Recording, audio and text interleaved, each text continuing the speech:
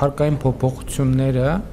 աշխատավարձերի վրա ազդեցություն չեն ունենում, եթե ունենում են դրական ազդեցություն են ունենում, ուզում եմ հիշեցնել, որ 2018 թվականի դրությամբ Հայաստանի Հանրապետությունում եկամտային հարկի եռաստիճան համակարգ էր գործում, 23% եկամտային հարկ, 25% եկամտային հարկ եւ 32, եթե թվերի մեջ սխալվեմ կներեք, գուցե անգիր չհիշեմ, բայց եռաստիճան համակարգ էր, մենք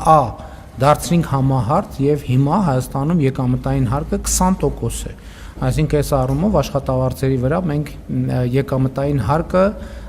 նվազեցրել ենք, այդ թվում ձեր ասած սոցիալական նկատառումներով։ Երկրորդը թոշակների հետ կապված մենք թոշակների ավելացման քաղաքականություն ենք որդեգրել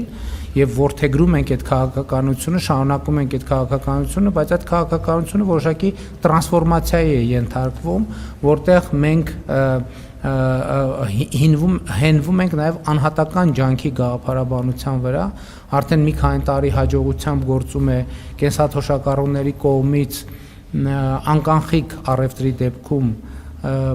հետվճարի համակարգը, առաջիկայում այդ հետվճարի համակարգի վերադարձվող տոկոսային հատվածը ավելի կմեծանա եւ ես առիթ ունեցել եմ հայտարարելու, որ առաջիկայում սա լինելու է մեր շարունակական քաղաքականությունը։